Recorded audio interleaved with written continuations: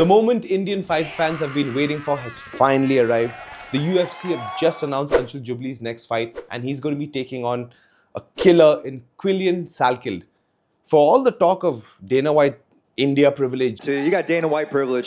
and all of that kind of stuff. And Anshul, he is India's top prospect and has the entire country riding with him. So They've possibly given him the toughest opponent they could find in Quillan Salkilld. He's probably like top 15, top 20 as far as skill set is concerned, and he's 7-1, ex-Eternal MMA lightweight champion. And if you know anything about regional promotions, you know that Eternal MMA is basically him making his debut is like Dricus du Plessis making his debut in the UFC as ex-EFC champion, or even Justin Gaethje making his debut in the UFC as an ex-PFL/WSOF champion, or even just going back to Eternal MMA, their welterweight champion was Jack Della Maddalena, who's now a welterweight contender in the UFC.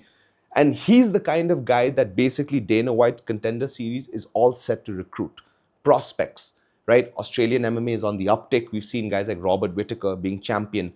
We've seen lots of good teams popping up everywhere. They have a very, very well-developed amateur and professional mixed martial arts scene. Unlike India, where we're just kind of starting out, these guys have been at it for quite some time, for the past, I'd say, like 15 to 20 years. So that's given them a lot of time to basically get ready for UFC level competition. Guys like Elvis Sinisic, if you even remember, like back in the day, he'd fought in the UFC, Australian fighter. Quillan, on the other hand, is what, again, I've talked about, the prototypical new age mixed martial arts fighter. The guy's got everything. He's a black belt in Jiu-Jitsu. He's big for the weight class. He's tall, 6'3", I think. Fights that way as well. He's nasty in the clinch. His ground game is already developed as a black belt in Jiu-Jitsu, and there are very few weaknesses in his game, right? In terms of exploitable patterns that you can like catch. Maybe you could look at that lack of head movement as one, but to counter that, the guy throws a wide variety of strikes, lots of hooks, lots of straight rights, and you can even look at one of his fights on YouTube where he knocked a guy out with like almost like a shovel hook, left hook. So he's got power, consummate finisher as well, right? He lost his first mixed martial arts fight in 2019, I think, if I'm not mistaken. That was his record, and then went on to win all his fights. His last win was against a guy called Gage Young at the Dana White Contender Series. And even though there he took a few shots on the feet, he showed that he's got that dog in him. You know what I'm saying? Like that fighter's mentality. Came back, just dogged determination on takedowns, put the guy down and won a unanimous decision. He's stubborn, bullish with his takedown game, which I just said showed in his Dana White's Contender Series fight. If anything, this is Anshul Jubli's toughest test to date, right? We can say that, yeah, we've underestimated him before. Like he made his debut against a killer in Sanjeet Bhudwar, right? People remember that fight. I even remember right before that fight, we were talking about, not we, of course, not me, because we were training with Anshul, but the Indian MMA press circuit at the time. This was Anshul sort of being fed to the wolves. MFN really wanted to build Bhudwar. And if you really look at Bhudwar's career, he was a destroyer at that point. He was just crushing guys at featherweight, crushing guys at lightweight. And I think he even went down to bantamweight and beat some guys there. So he was doing a lot of good work.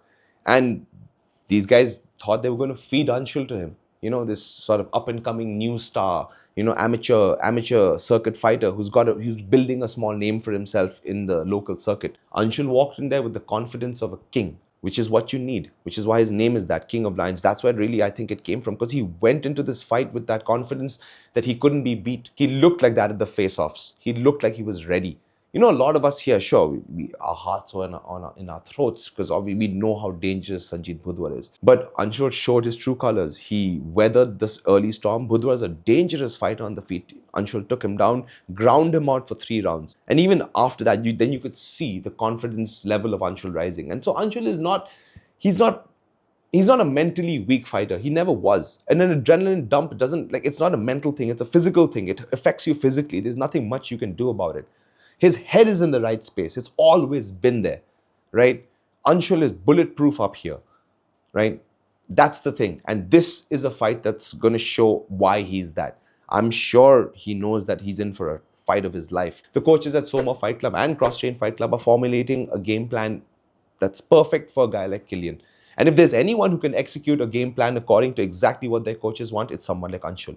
He's disciplined, He knows exactly what he needs to do, and he's hardworking. So for all you guys who've talked shit about, oh, podcast, this and that, have any of you all made it to the UFC? No, right? He did. So let's just leave it at that, right? Like, let's all get behind Anshul. Let's give him all our love because he's going to need it for this fight. Anshul is not someone you should doubt. Yes, he lost his fight to Mike Breeden. A lot of different factors there. Who knows what the explanation is? As far as we're concerned, it was an adrenaline dump, and it looked like it. But he's taken a year, and almost to the date the fight will be announced, it'll be a year, 4 months. So he's taken a good year off to heal himself, to heal his mind, to heal his body, and he looks to be ready. He's also had a nose operation, so he's gotten the surgeries he's needed, right, to compete at the highest level. As far as his loss to Mike Breeden is concerned, you can always say that, again, adrenaline dump is there. And a fighter's first loss is somewhere where he really, really learns. The UFC have done him no favors this time, but this is what it is, right? If you're going to be fighting in the UFC, you are going to be fighting guys like Quillan Salkilld. You have to not just fight guys like Quillan Salkilld, you have to beat guys like that. Yes, exactly. I was just looking at a statistic the other day in terms of roster size. The UFC has about 600 fighters. So when you break it down in terms of roster, you'll notice that lightweight, the division that Anshul fights in, has the most amount of competitors at like 92 to 93 guys. So like already the pool of competitors is so large. Like to make a dent in lightweight is very, very, very, very tough. It doesn't get any easier from here out, right? Like we've talked about this before. Like when you're in the UFC, there's no time for development. All your skills have to already be at that stage where you can compete with the best of the best of the best. Quillan Salkilld may not be a champion, may not, who knows? That's not the point right now. The point is he's already, in terms of just skill set and in terms of what I've seen in his fight career, he's already a top 20 guy, right? He's got the aggressive mentality that you need to fight, which is something Anshul has as well. But he's up against it this time. As I've said before, the kid is dynamic. He's got a lot of different variety of strikes. He throws a lot of elbows, knees, kicks, punches. Is very dynamic as well, will shoot off takedowns off of punches thrown, off of kicks, and he's got a nasty ground game. You can check it out on YouTube. You can watch it. You can watch some of his fights on YouTube. You can see his submission game is, again, opportunistic. He'll grab something, he'd sink it in, and he knows it's in, right? Like his rear naked choke is tight, his guillotines are good, his setups for sweeps are already very good. Anshul has to basically make this a grinding fight. And looking at his record, he's very, very similar to Anshul in terms of how his career has gone.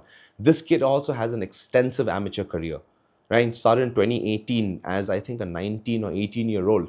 And at the time, MMA, I guess, in India wasn't as big as it is now. So this kid was fighting since then.